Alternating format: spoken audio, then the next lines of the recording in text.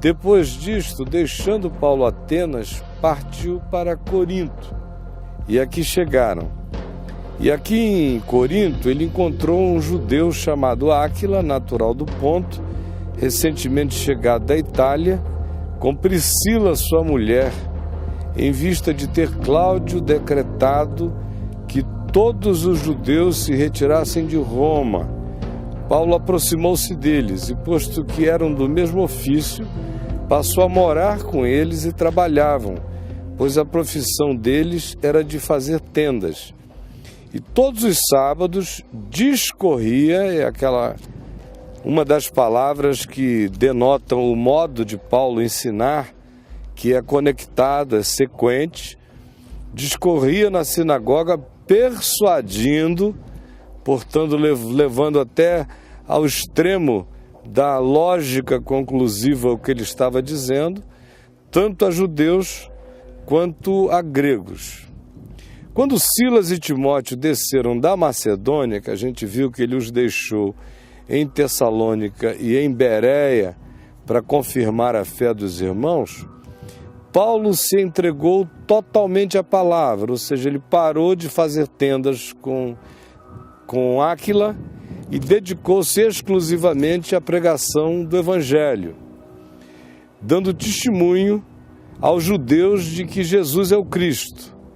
Opondo-se eles e blasfemando, sacudiu Paulo as vestes e disse-lhes: sobre a vossa cabeça o vosso sangue, eu deles estou limpo, e desde agora vou para os gentios. Aí a gente fica imaginando que ele diz, eu vou para os gentios e está indo para algum lugar. Não, esse lugar estava tomado de gentios de todos os lugares do mundo. Vocês hoje de manhã passaram ali no canal e vocês verificaram a importância desse istmo do Peloponeso no comércio, no fluxo de dinheiro, no fluxo de cultura, porque o canal poupava uma volta enorme para passar de um mar para o outro. A travessia pelo canal facilitava extremamente o fluxo de comercialização no lugar. As tentativas de uso do canal eram antiquíssimas. Desde a antiguidade, antes de se cavar o canal, se criou primeiro um sistema de tentativa de puxar os barcos todos por rolos de madeira para economizar essa volta enorme. Era como fazer um shortcut de uma importância imensa do ponto de vista econômico e da proliferação dos negócios no lugar. E como Corinto está estrategicamente posicionado entre dois mares, o que aqui acontecia era de uma riqueza cultural e cosmopolitana extraordinária. E agora, ele que vinha até então não pregando na cidade toda, ele que já viera de Atenas, tendo tido uma experiência de anunciar a palavra na Ágora, no Areópago, aqui, enquanto esperava os amigos, ele trabalhou, ganhou um dinheiro, acumulou alguma coisa para o sustento próprio, e quando Silas e Timóteo chegaram, ele disse, bom, agora jogo é jogo, treino é treino, vamos partir para as cabeças. E aí começaram a pregar intensamente na sinagoga e a rebelião da sinagoga foi imediata. E ele agiu com aquela mesma atitude que Jesus recomendou em Lucas 10, quando ele enviou aqueles 70 para pregarem de cidade em cidade, dizendo, onde vocês chegarem, procurem gente boa de Deus. Se vocês entrarem numa casa e encontrarem filhos da paz, permanecei nessa casa, porque aí vocês têm uma conexão de energia espiritual idêntica. Mas se não for assim, não fiquem. E se vocês forem expulsos, não levem nem a poeira do lugar nos pés de vocês, ou seja, não deixem ficar nenhum resíduo disso aí em vocês. E aqui na sinagoga de Corinto, depois da hostilidade e quando foram expulsos, Paulo fez o que Jesus disse que os apóstolos fizessem. Ele disse, olha, eu não levo nem a poeira dos meus pés. e o sangue de vocês fique na cabeça de vocês. Jamais digam que não houve a oportunidade clara, límpida, direta da pregação do Evangelho, porque vocês ouviram, vocês entenderam, vocês rejeitaram, porque vocês não querem viver com as implicações e com as consequências do que lhes foi anunciado. Saindo dali, ele entrou na casa de um homem chamado Tício Justo, que era temente a Deus, o qual essa casa era vizinha, parede com parede, a sinagoga. Foi aquilo que eu lhes falei lá em Bereia, que ele não tinha esses pudores diocesanos que o Império Romano passou para o cristianismo.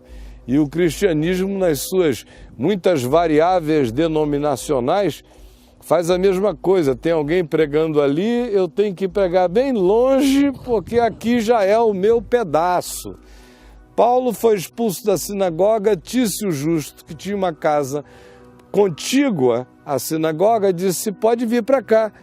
E ele não disse: não, aí não pega bem, porque o pessoal vai estar fazendo oração lá, a gente vai estar cantando aqui. Não, ele entrou mesmo. E não só ele entrou, mas também se diz que outras pessoas, Crispo, o principal da sinagoga, o gestor, uma espécie de rabino laico da sinagoga, creu no Senhor com toda a sua casa. Também muitos de Corinto, ouvindo, criam e eram batizados. E teve então Paulo à noite, aqui nesta cidade, uma visão do Senhor que lhe disse: não temas, pelo contrário, fala e não te cales, porquanto eu estou contigo e ninguém ousará fazer-te mal, pois tenho muito povo nesta cidade. E ali permaneceu 1 ano e 6 meses ensinando entre eles a palavra de Deus. 1 ano e 6 meses é a segunda estada mais longa dele num lugar, ensinando. É outra vez a palavra usada. O verbo é ensinar, é um dia depois do outro, é consequência, é exposição, é persuasão. Não é palavreado solto. Ele começa e ele sabe aonde ele quer chegar, o que ele quer construir na mente das pessoas. Hoje a gente aqui em Corinto tem uma visão palidíssima do significado que essa cidade tinha. É preciso usar a imaginação. Lá no alto, vocês estão vendo a Acrópole de Corinto, a Acrocorinto, onde estava o templo de Afrodite, com as prostitutas cultuais. Eu vou falar disso daqui a um pouquinho mais. Aqui o templo de Apolo. E a cidade imensa, se esparramando em todas as direções, com um bulício de vida muito grande. E por ser uma cidade portuária, eram marinheiros do mundo inteiro passando por aqui com aquela cultura de marinheiro, que aonde chega quer descarregar o sêmen, aonde chega quer encher a cara, aonde chega deseja um relaxation, porque a vida de um navio hoje em dia ainda é angustiante, com todos os confortos dos navios mesmo de carga. Imagine naqueles dias o que era viajar, atravessar mares, os desconfortos enormes, de modo que chegar na cidade, eles chegavam como seres bárbaros, desesperados para encontros com mulheres, para beberem, para conversarem, para caírem doidos pelas esquinas, para fazerem suas arruaças, de modo que Corinto se transformou num lugar extremamente complexo do ponto de vista dos comportamentos, porque havia comportamentos do mundo inteiro se expressando aqui. Por que eu estou dizendo isso? Porque sem essa imaginação mínima, a gente não entende, por exemplo, a relação de Paulo nas cartas que ele escreveu à igreja aqui em Corinto. E é isso que de carinha eu peço a vocês que vão guardando enquanto eu prossigo a leitura. Vejam como Paulo chegou aqui já meio cansado de apanhar. Ele ainda iria apanhar muito depois, mas a primeira viagem foi tão hostil, a segunda viagem que ele está fazendo também já tão cheia de hostilidade, que ele chega em Corinto meio cansado. Por isso ele chega e não sai logo pregando. Ele encontra Áquila e a mulher dele, Prisca, e diz, deixa eu fazer tenda, ganhar um dinheirinho, ficar sossegado um pouco, amealhar alguma coisa pessoal para eu não ficar dependendo que me tragam dinheiro da Macedônia ou me mandem recursos de algum lugar, nem fique dependendo das pessoas imediatas aqui do lugar. Deixa eu fazer o que eu posso fazer para me cuidar enquanto os meus amigos chegam, Timóteo e Silas, para virem aqui me ajudar. E ele também entendia que Priscila e Áquila, como um casal, não deveriam ser expostos a perigos, eles eram um casal. Já Timóteo e Silas eram dois solteirões como ele. Se o pau cantar, não tem problema, a gente está aí para aguentar, mas eu não vou expor o casal a uma situação de risco desnecessária. Quando chegam os dois, ele diz, agora vamos. E aí agride a sinagoga com o ensino e a sinagoga não suporta. E ele vai para a casa de Tício o Justo. E o verso 12 diz, quando, porém, Galho era procurador da Acaia, que incluía a cidade de Corinto, levantaram-se os judeus concordemente aqui em Corinto contra Paulo e o levaram ao tribunal local, aqui na cidade, dizendo, este persuade, olha como os inimigos dele sabem que ouvir Paulo é ouvir um cara que diz coisa com coisa. Não era um sujeito que ejaculava opiniões em qualquer direção. Não, o que ele começa, ele termina. Tem começo, meio e fim. Por isso é tão esmagador, é um rolo compressor, ungido pelo Espírito Santo. Este persuade os homens a adorar a Deus de modo contrário à lei. Ia Paulo falar em sua defesa quando Galho declarou aos judeus, se fosse com efeito alguma coisa de injustiça ou crime de maior gravidade, ó judeus, de razão seria atender. Mas é questão de palavra, de nomes, da vossa lei, tratai disso vós mesmos, eu não quero ter nada a ver com essas coisas. E os expulsou do tribunal.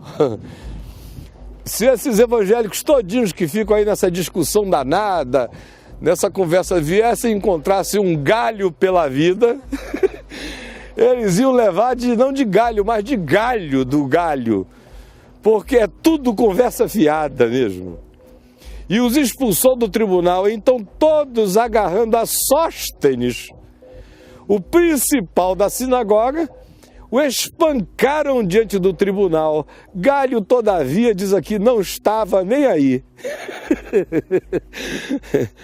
Bom, mas Paulo, havendo permanecido ali mais alguns dias, por fim, despedindo-se dos irmãos, navegou para a Síria, que ele queria voltar até Antioquia da Síria, levando em sua companhia Priscila e Áquila, e depois de ter raspado a cabeça em Cencreia, que é um porto que está a alguns poucos quilômetros daqui, porque tomara voto, ele estava indo para Jerusalém, e ele toma esse voto da perspectiva de diminuir as implicações das cacetadas que em Jerusalém ele iria receber por já ter se tornado tão alienígena em relação à cultura judaica como um judeu.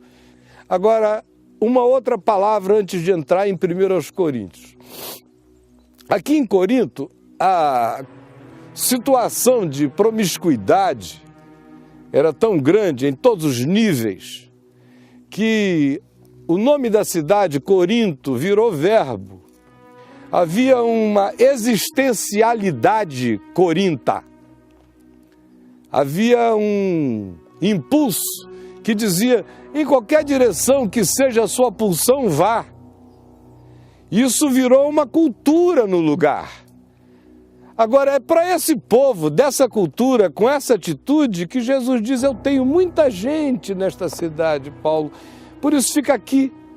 Porque à medida em que a palavra for sendo pregada, eles vão se desintocando, eles irão se manifestando e você verá quem são esses muitos que me aguardam aqui, embora não saibam que me querem, não saibam que me precisem, não saibam ainda que é a mim que desejam. Aí Paulo fica, prega, gente se ajunta à fé e depois ele vai embora. A sequência você acompanha no livro de Atos dos Apóstolos, mas uma igreja fica plantada aqui, ela não é pequena.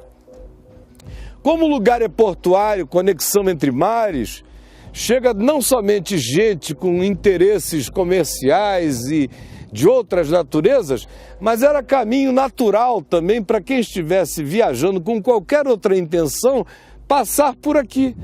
E também chegam nessa mesma onda muitos outros pregadores do Evangelho, alguns bons, outros nem tanto, e alguns péssimos, deturpadores do Evangelho de Cristo, como Paulo vem a chamá-los mais adiante de falsos apóstolos, obreiros fraudulentos, que aqui se aproximaram.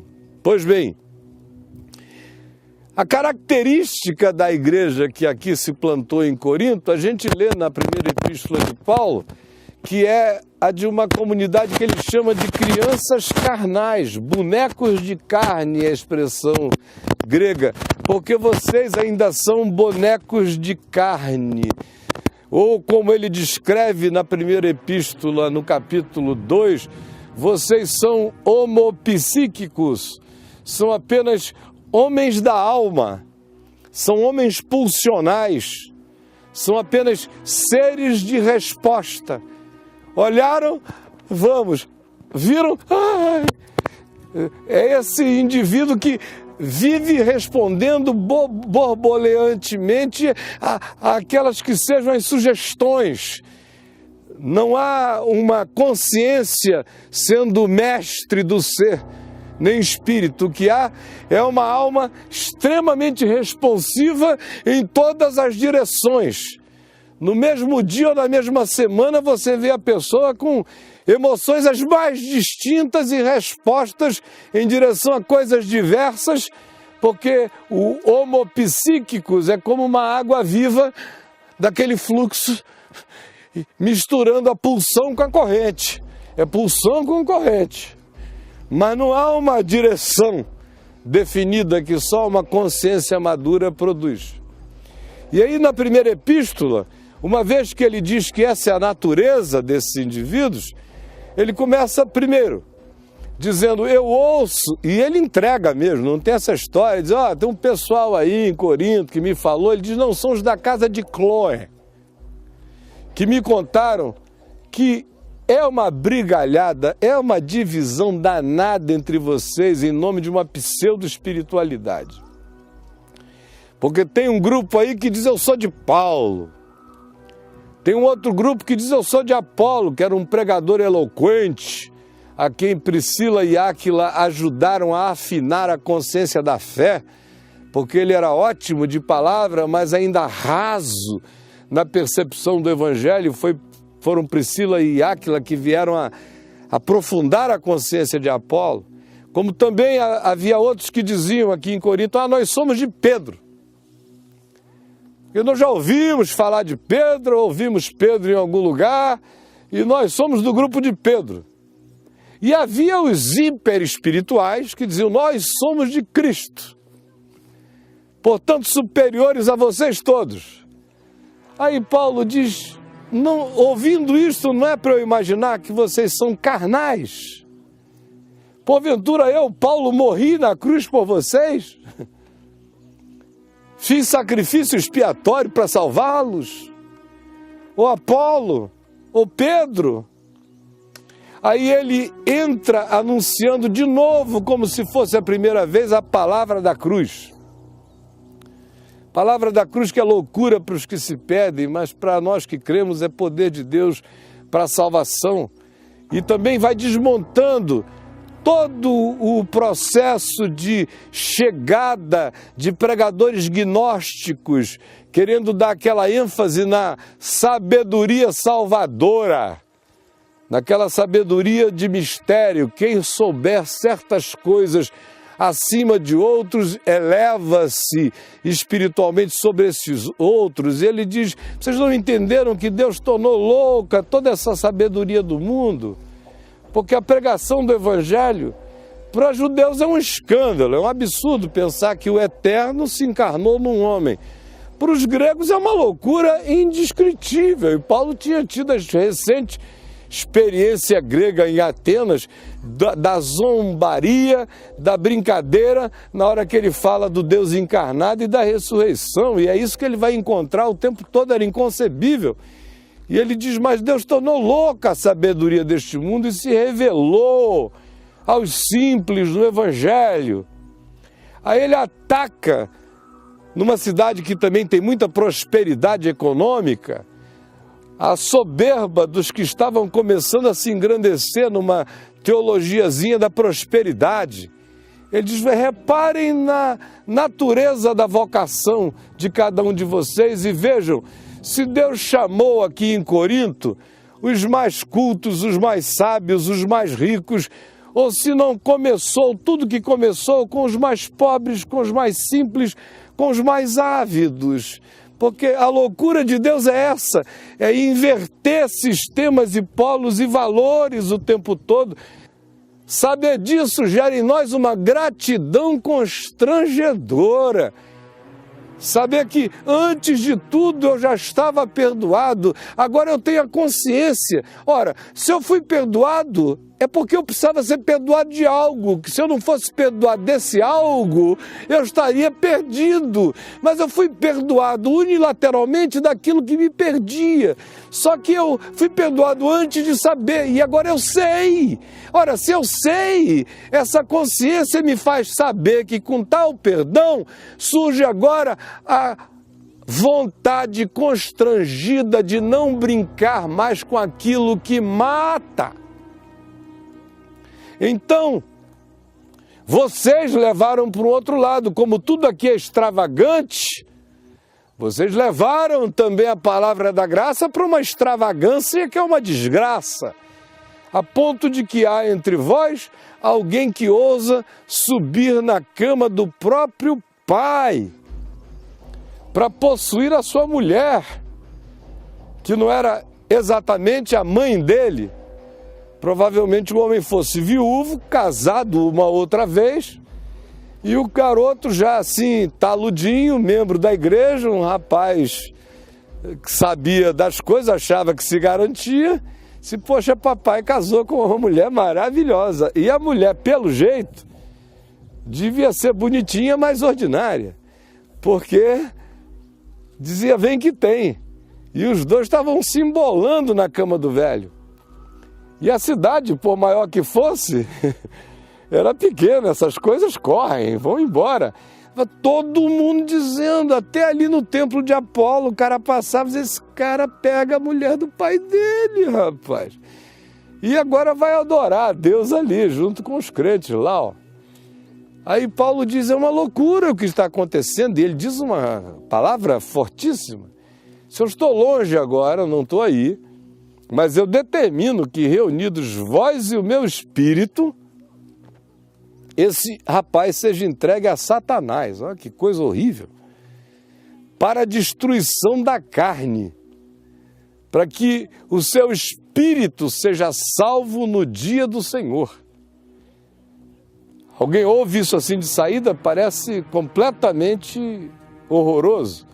Mas essa é uma palavra de disciplina que não visa perder ninguém, como a disciplina no Novo Testamento não é para a morte. A palavra disciplina vem da raiz grega da palavra discípulo, que é aquilo que um discípulo faz. O discípulo anda segundo a disciplina do discípulo. Então, que ele seja entregue a Satanás para que ele experimente na carne, já que o negócio dele é carne, negócio dele é músculo, negócio dele é corpo, negócio dele é é o que se pode arrancar do corpo de prazer, e ele, por causa disso, está cometendo um absurdo contra a vida do pai dele. Que ele seja entregue aos extremos da carne. Porque os extremos da carne vão fazê-lo sentir as dores da carne, na esperança de que isso lhe acenda a consciência. Aí Paulo diz isso, nessa primeira epístola. E prossegue dizendo, olha, não é assim. Aí ele trata de um outro assunto e diz, também ouço dizer que entre vocês, como esta é uma cidade comercial, tinha muito negócio rolando e a igreja estava cheia de homens de negócios e de comerciantes, tem gente pegando o irmão e levando o irmão a um tribunal secular. Agora apresente-se a causa do fulano de tal, aí lá vem ele, lá, crente. Tem uma demanda contra este fulano aqui, que inclusive frequentamos a mesma igreja juntos ali. Aí lá vem o outro dizendo, não, mas é ele que está me enganando.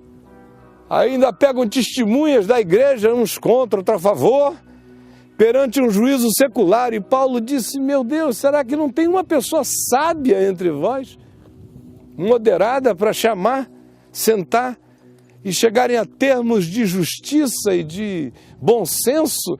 Vocês têm que recorrer a uma potestade de justiça secular para resolver aquilo que no reino de Deus se resolve conforme Jesus ensinou em Mateus 18, com diálogo, com conversa, com proximidade. O só haver entre vós tais demandas já é vergonha completa, ele diz.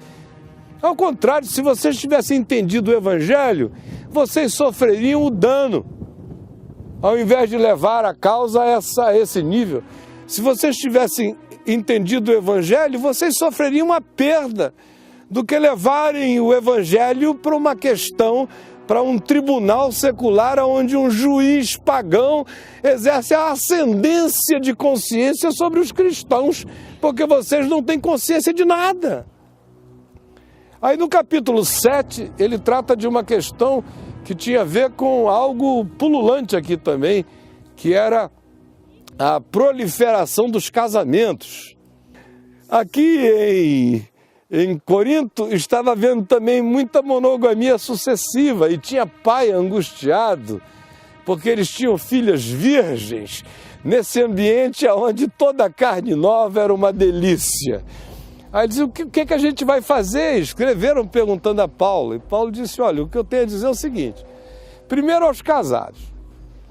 Com essa oferta de sexo, vocês, homens e mulheres casados, não deixem de transar.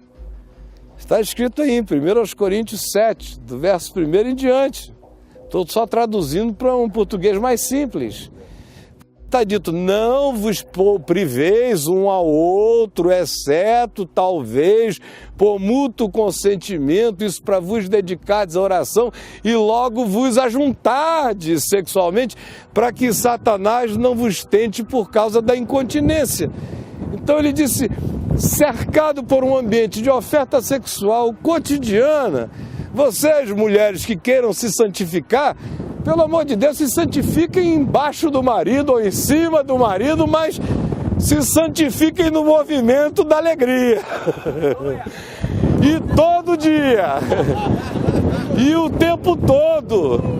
E se tiverem que dar uma paradinha, seja por consentimento mútuo e numa exceção, apenas para vocês se dedicarem à oração e não por muito tempo, para que Satanás não vos tente em razão da incontinência.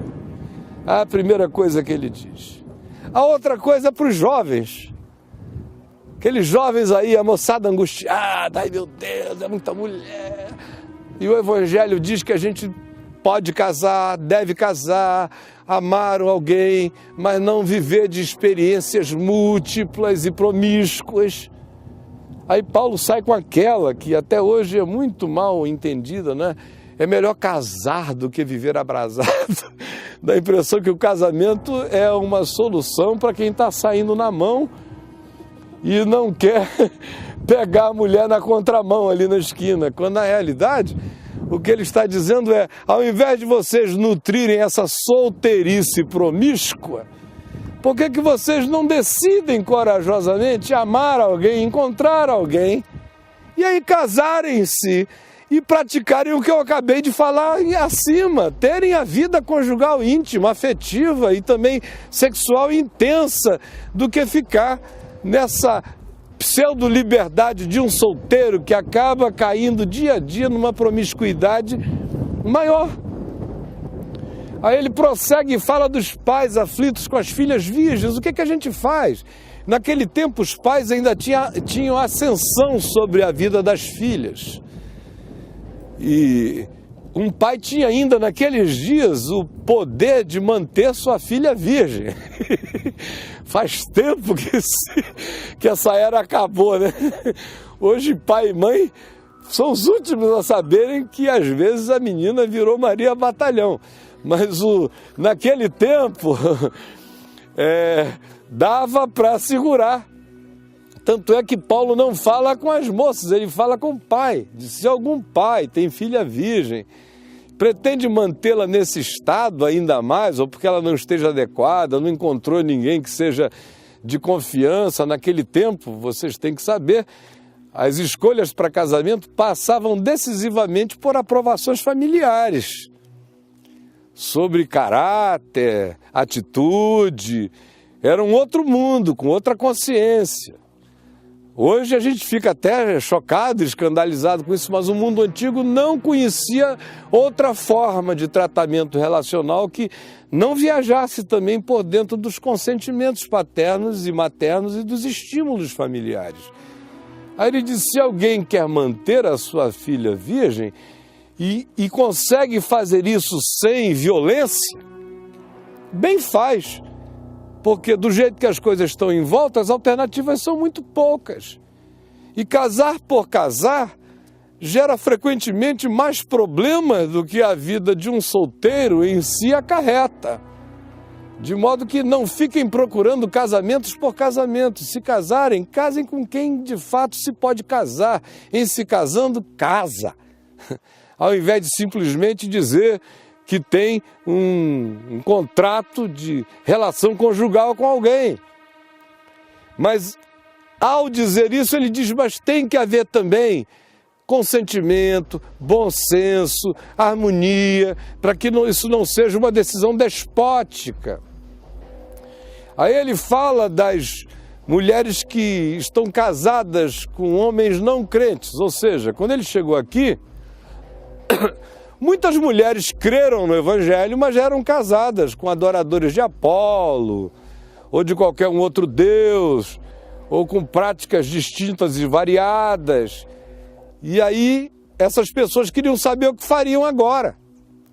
Aí Paulo diz, olha, se esse já é o seu caso, e o seu marido, não cristão, não discípulo, consente em viver com você, consente, tem um sentimento de assentimento sincero nesse vínculo, não se separe dele, de jeito nenhum. Agora, se você está casada com alguém ou casado com alguém diametralmente oposto, e esse vínculo, ele diz, só produz escravidão, sujeição, desigualdade, esmagamento, humilhação, acachapamento. Se ninguém tem que ficar sujeito a isso, ele disse. Que se separem, que se apartem. Porque nós não fomos chamados a nenhuma forma de escravidão humana. Toda escravidão humana é anti-Deus, é anti-vida. A gente só fica sob escravidão, Paulo diz, escrevendo aí um pouquinho mais adiante, se não tem alternativa entre estar escravo e respirar. Respire escravo ainda. Viver, ser é melhor do que não ser. Mas se você tiver uma oportunidade mínima de sair desse jugo de escravidão, de qualquer que seja a natureza, saia fora. cada um ande conforme Deus o tem chamado, é o que está escrito aí. Aquele que foi chamado sendo escravo é liberto no Senhor. E aquele que foi chamado em Cristo sendo livre é escravo de Cristo. De modo que o escravo de homens em Cristo fica liberto na consciência. E o liberto socialmente em Cristo fica escravo do amor que o faz tratar a todos em serviço e bondade. E assim é a consciência do Evangelho. Aí ele prossegue um pouco mais e fala de questões relacionadas ao sustento dele. Ele alude ao fato de que somente ele e Barnabé, aparentemente, eram os apóstolos que andavam por aí sem mulher, sem companheira, sem casamento. Aí quando você estabelece um parâmetro muito elevado de vida pessoal, Pedro era um cara muito mais normal, que era casado, e eventualmente, quem sabe, ele tenha levado a esposa dele para algumas jornadas com ele e outros apóstolos, mas Paulo e Barnabé eram os solteirões da vez. E aí toda vez que alguém via Paulo sendo servido por uma irmã, já começava aquela fofocada geral. Aí vinha Paulo de algum lugar e vinham umas duas irmãs com Paulo. Aí já começava o pessoal, será que Paulo está pegando? Qual é a intenção dele? Vai casar? E aí ele expressa isso assim, meio de saco cheio, né? Assim, pelo amor de Deus, vocês só pensam naquilo. São só irmãs. São pessoinhas. Assim como eu sirvo vocês, homens, e as esposas de vocês, essas irmãs me servem. Assim como Jesus, lá em Lucas 8, se diz que foi servido a vida inteira, durante aqueles 3 anos e 6 meses de ministério, por algumas mulheres com bens, muitas delas casadas, até com gente importante do principado de Herodes, e que o serviam. Assim é comigo e com Barnabé, mas por favor, tire essa maldade da cabeça. E ele vai dizendo um monte de outras coisas, sobre, por exemplo, a questão de dinheiro, de salário, como ele tinha conseguido viver aqui sem depender do salário de ninguém, da manutenção que viesse de ninguém, do sustento de ninguém, mas diz, e se eu precisasse? Haveria alguma coisa errada nisto? Não é justo que eu, que vivo e me dedico exclusivamente a atender, a ensinar e a pregar o Evangelho de coisas espirituais imponderavelmente superiores, fosse sustentado pelas ponderabilidades mínimas de pão, água, casa, sustento e essas coisas que têm começo, meio e fim? Mas ele diz, graças a Deus, essa glória ninguém me roubará nas regiões da Acaia. Que essa região, onde eu não precisei ser sustentado pelo dinheiro de nenhum de vocês, eu me autofinanciei o tempo todo. E essa glória vocês não vão me tirar, até porque vocês não têm nem grandeza humana para ajudar. Aí quando ele chega ali no capítulo 8, ele fala ali do templo de Apolo, dos alimentos sacrificados aos ídolos. Porque tinha gente que tinha entendido já assim o Evangelho em parte. Entendido que tanto fazia. Ia passar ali na feira que tinha em volta do templo de Apolo, ou na Ágora aqui, e pegar a comida que tivesse que pegar no mercado, levar para casa e tratar e comer. Mas tinham outros recém-convertidos ou chegando à fé, que olhavam e diziam, não, eu sei que a comida que a banca da dona fulana vende é antes consagrada a Apolo. Eu sei que o que se vende desse lado do mercado é todo consagrado a Apolo. E para essas pessoas, elas ficavam em crise de comprar aquela comida que tinha sido consagrada a Apolo. Aí vinha um irmão já todo liberto na consciência, que sabiam que Apolo e nada era a mesma coisa. Que Apolo nunca criou um quiabo, que tudo é do Senhor, a terra e o que nela existe, tudo vem de Deus, e que com ações de graça todas as coisas são puras para os puros. mas que não tinham cuidado com a consciência dos mais fracos e faziam um show de liberdade do caminho da graça, entenderam? Como tem assim uns palhaços no caminho da graça com essa mesma atitude. Agora eu estou livre. O Caião me ensinou, me dá vontade de encontrar, mas dá de cajado nesses caras até não poder mais, porque são os idiotas, sabe? Aí vai aquele cara que acha que entendeu, eu estou livre. Ninguém tem nada a ver com a minha vida, eu estou livre no Senhor. Com a minha tem um bocado de coisa a ver. Como Paulo diz, com os experimentados eu troco tudo, com os infantis eu dou o que eles aguentam e vou tentando fazê-los crescer. Mas não dá para ter a mesma relação escancarada com todo mundo, porque as consciências são muito diferentes.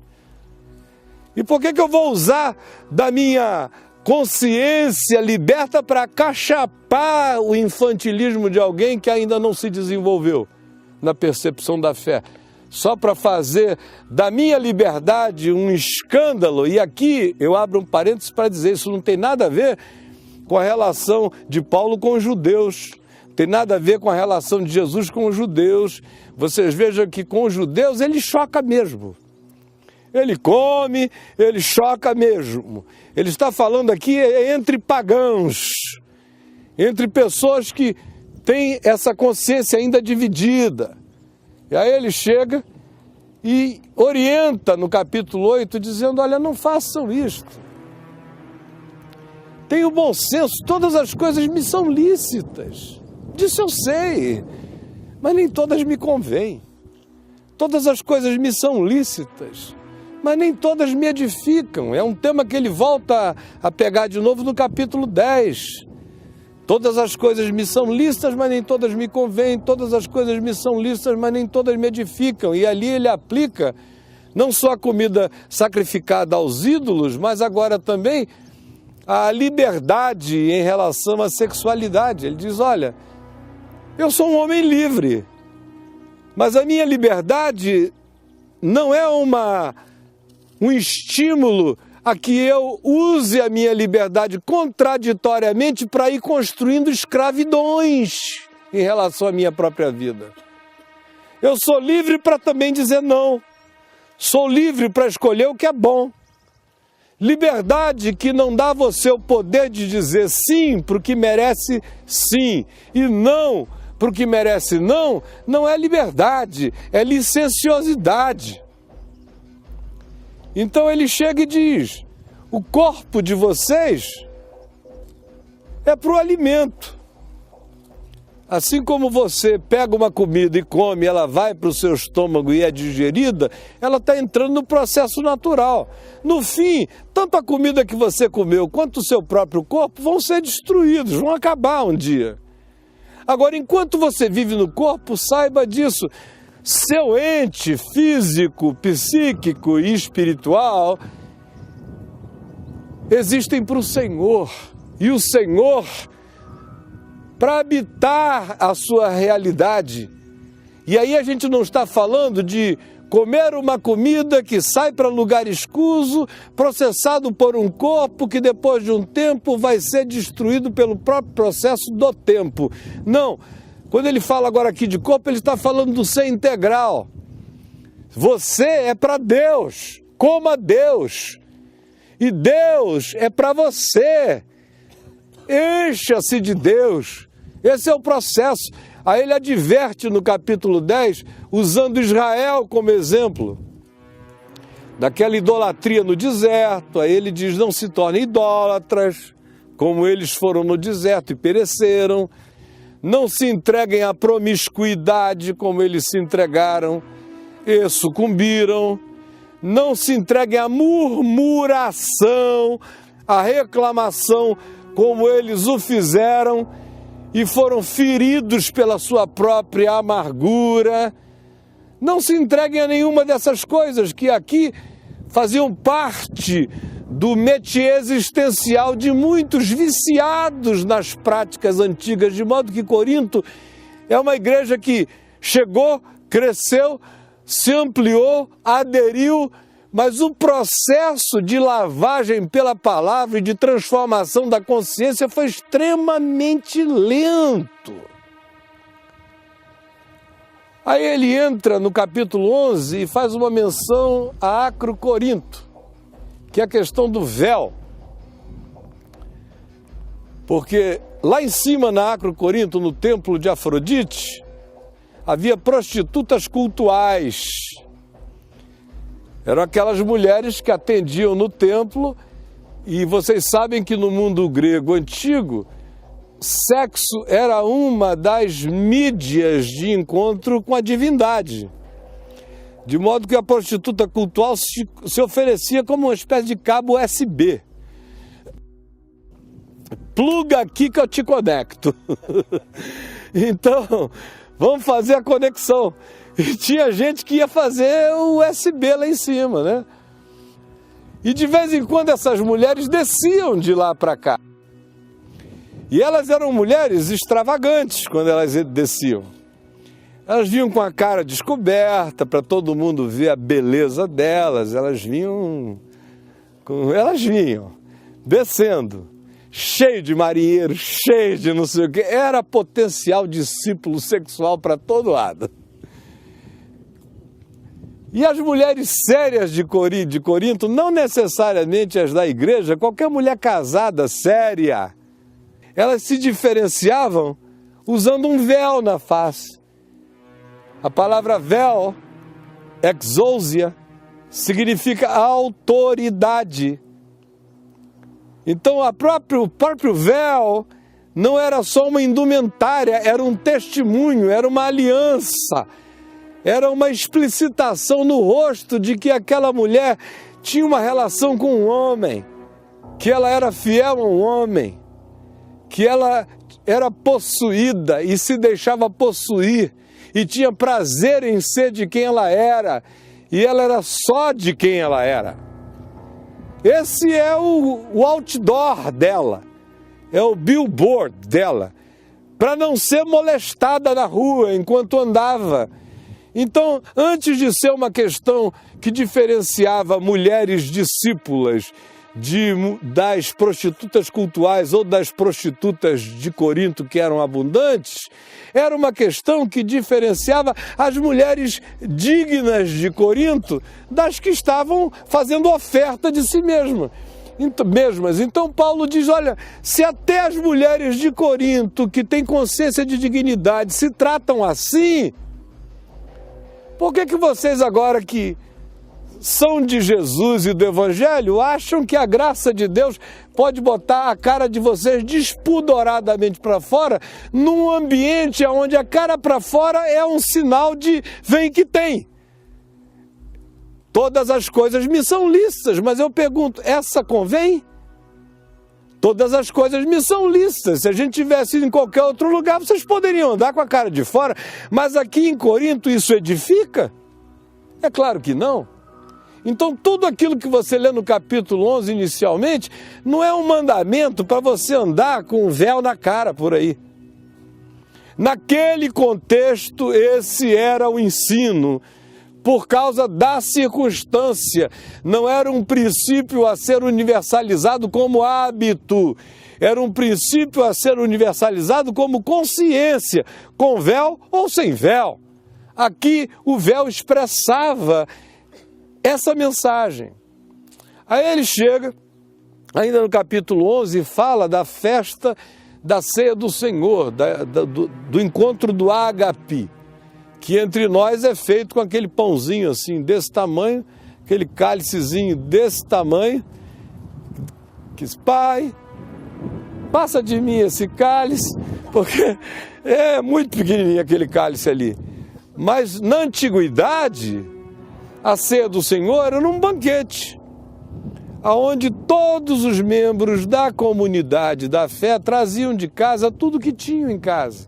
Quem tinha mais trazia mais, quem tinha menos trazia menos e não botava na sua mesa para dizer, aqui é o que eu trouxe da minha casa, olha só como é que eu trouxe esse vinho aqui, ó. Vinho maravilhoso que eu mandei buscar lá de Canalic. Não. Ele trazia para dividir. Então a pobreza de um era compartilhada com a riqueza de outro era compartilhada com todos. de modo que a mesa era comum e todo mundo se servia de tudo, porque o testemunho do Evangelho é isso. Quem tem mais não teve sobrando, quem teve menos não lhe teve faltando. Esse não é o socialismo, mas é o espírito comunal do Evangelho. É justiça, paz e alegria no reino de Deus. E Paulo diz, olha, quando vocês estão se reunindo para pior. Era melhor nem fazer essa ceia, porque essa ceia é um assinte. Porque entre vós há aqueles que trazem vinho de casa, bebem tanto que ficam bêbados de porre na ceia. Ao passo que há pobrezinhos passando fome na ceia de vocês, enquanto vocês se refastelam nas comidas que trouxeram. Isso é nojento aos olhos de Deus. Nós não estamos no templo de Apolo, nós estamos diante do Deus Santo. E se o Evangelho não puder produzir consciência solidária entre nós, Evangelho nenhum produziu nada em nós. Ele não está advogando nenhum tipo de igualitarismo, nem de comunismo totalitário. O que ele está dizendo é, cada um trabalhe com as próprias mãos, tenha para viver com tranquilidade, modéstia e sossego, e sobretudo para atender ao necessitado. E aquele que não trabalha por ideologia, que também não coma, porque o Evangelho não alimenta nenhum tipo de procrastinação nem de preguiça. O equilíbrio da palavra é esse, e é isso que ele ensina ali. E diz, porque vocês fazem isso, o juízo de Deus vem sobre vocês. Eis a razão porque há entre vós muitos fracos e doentes, e não poucos os que morrem.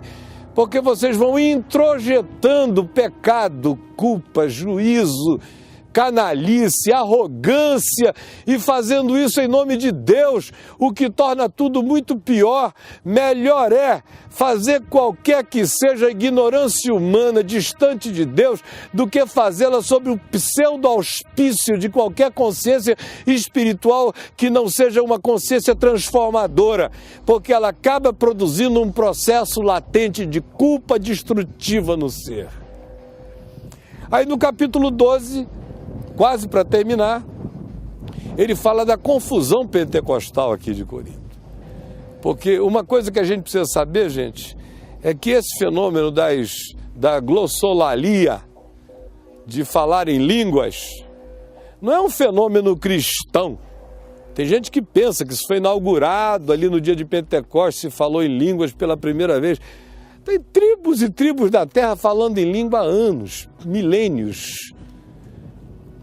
Os cultos de mistério no Egito, em Roma, na Grécia, na Suméria antiga, porque antes de tudo é um fenômeno de estímulo psíquico. Uma pessoa pode falar em línguas porque aprendeu no iásige da igreja, com a mulher do pastor, não é? Da glória, irmã, da glória, oleandores, cantores, labascaia, xurie, marachá, maricarica, mobambaria, da glória, irmã, oleandores, cantores, labascaia. Quem é que fica ouvindo a mesma língua numa algoravia estática que não tem nenhuma variação muito grande, e depois de um tempo se dizendo a essa pessoa, se você não falar em línguas, você não é batizada com o Espírito Santo e, portanto, não terá poder do Espírito, e que, querendo isso, não acabe cedendo a essa carnalidade. É o iásige pentecostal. Então o cara fala em língua, eu já sei a denominação dele, quem é o pastor dele, porque é daquele grupo. Tem outro tipo de falar em línguas que é meramente excitamento emocional. O cara tá ali, todo mundo tá falando e ele delira. Aí você vê que tem uns que falam até tucu-tucu-tucu,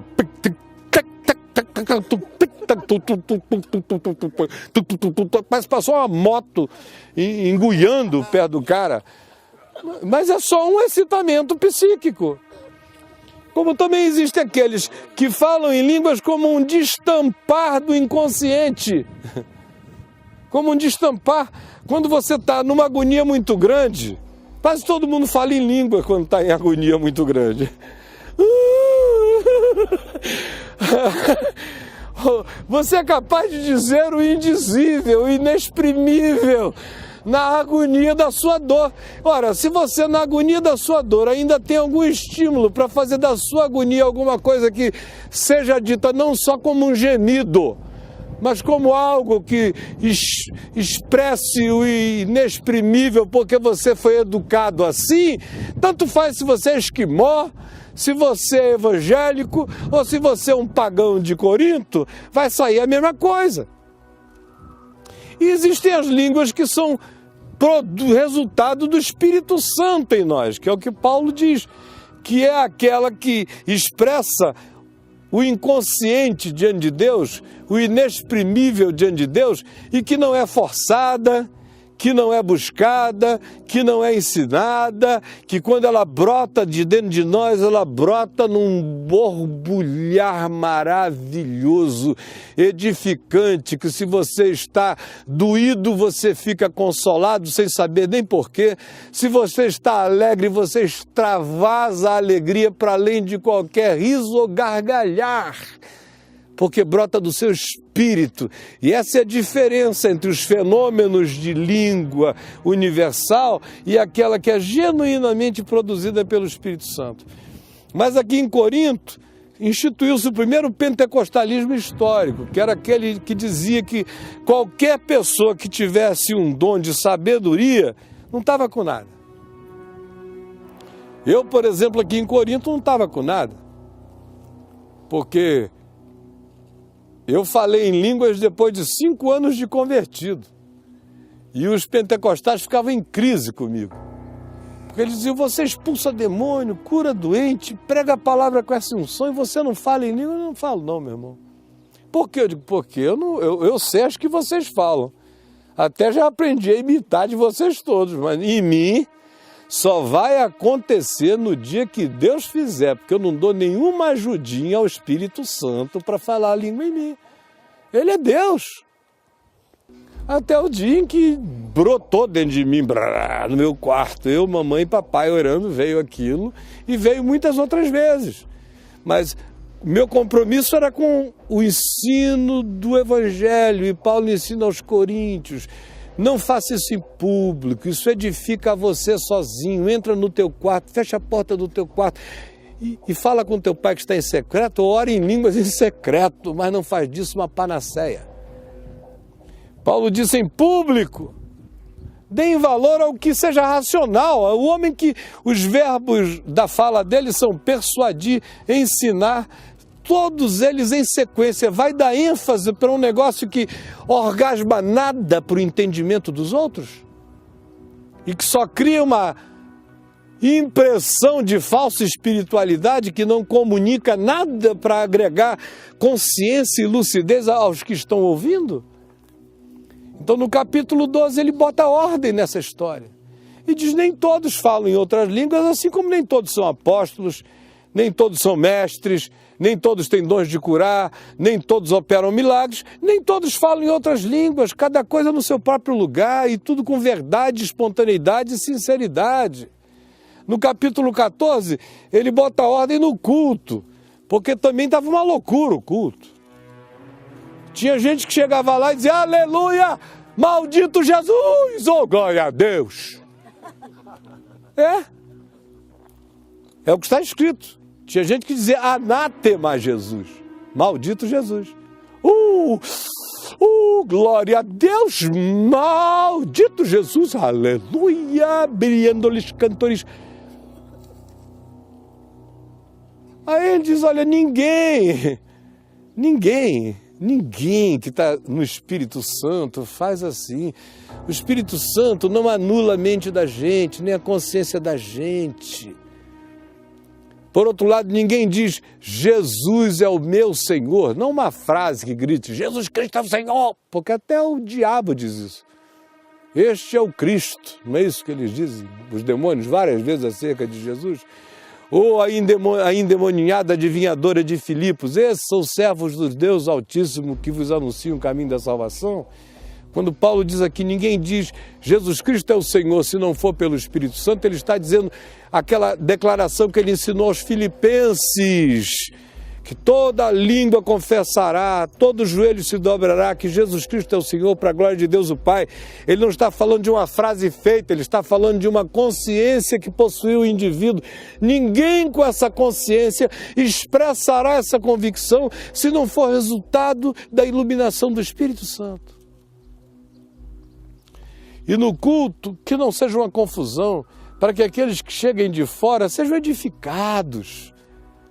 A ênfase seja na palavra, que é dita uma coisa depois da outra e que constrói um corpo de consciência e não um atirar louco em todas as direções, porque não vai produzir nada em ninguém.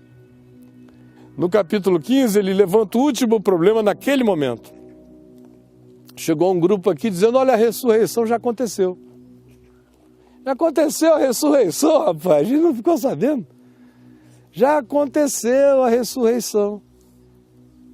Aí Paulo pega o capítulo 15 todo e diz, olha, eu recebi do Senhor o que eu também entreguei, segundo o que eu aprendi dos apóstolos, eu mesmo encontrei a ele, mas Jesus ressuscitou de entre os mortos e primeiro apareceu a fulano, depois a Beltrano, foram encontros reais, depois a todos, chegou um dia que ele apareceu a 500 de uma vez só, e lhes ensinou a palavra durante 40 dias, comendo e bebendo com eles de maneira tátil.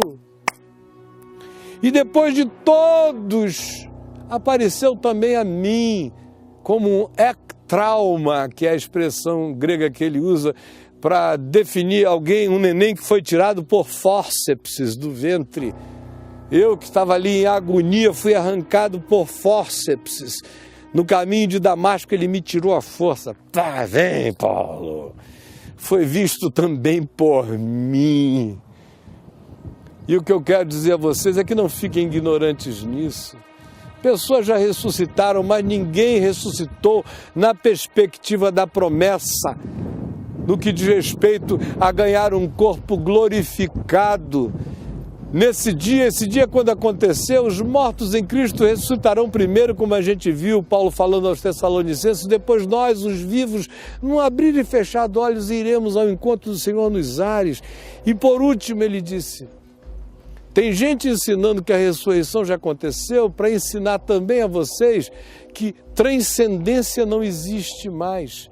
Ora, se transcendência não existe mais, vocês se tornam os mais infelizes de todos os homens, porque a grande alegria e glória da gente é viver todos os dias esse gozo de que nós vamos ser transformados, de que vê-lo-emos como Ele é, de que entraremos em plenitude absoluta, de que todas as dores do tempo presente não são para comparar com a alegria, a glória a vir a ser revelada em nós. Não percam do horizonte da consciência de vocês essa transcendência, porque senão vocês se tornarão os mais infelizes de todos os homens. Agora, no meio disso tudo, ele disse aquilo que é só o que interessa para terminar aqui. No meio disso tudo, ele disse, olha, se vocês não chegarem nesse ponto aqui, qualquer outra viagem, qualquer outro tema, qualquer outra discussão, não constrói nada, é periferia da periferia, é tolice. Porque ainda que eu fale, primeiro ele começa dizendo, eis que eu vos mostro um caminho sobremodo excelente. É o caminho no caminho. Ainda que eu fale as línguas dos homens e dos anjos, se eu não tiver amor, eu serei como o bronze que sou, ou como um símbolo, um sino que retine.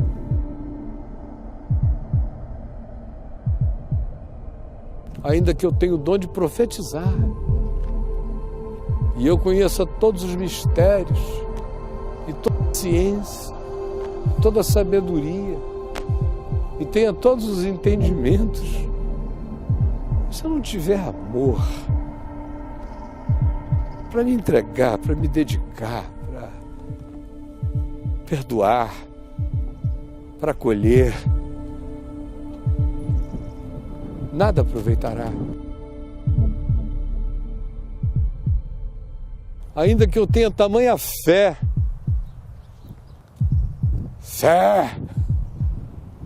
a ponto de transportar montes, se eu não tiver amor, nada disso me servirá. Ainda que eu tenha a atitude de pegar todos os meus bens e doá-los aos pobres e até entregar em martírio, em nome da honradez e da minha macheza de dizer eu não abro mão das minhas convicções e da ortodoxia da minha fé. Mas se eu fizer isso tudo sem ser por causa de amor, nada disso construirá coisa alguma em mim. O amor é paciente, o amor é benigno, o amor não arde em ciúmes, o amor não se jacta, não se ufana, não se ensoberbece, o amor não se conduz inconvenientemente, o amor não se alegra com nenhuma forma de injustiça, o amor não sabe dizer bem feito. O amor apenas regozija-se com a verdade. O amor tudo sofre, não tem medo de sofrer. Tudo crê, dá chance positiva às possibilidades humanas sempre. Tudo espera o bem, espera o melhor. O amor não sabe torcer pelo que não é bom. E o amor tudo suporta.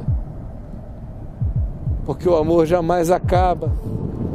Ele muda de formas, ele muda de modos, mudando a relação, muda o tipo de amor, mas a gente não desama. Você pode um dia ter amado alguém conjugalmente e aquela relação se inviabilizou como conjugalidade.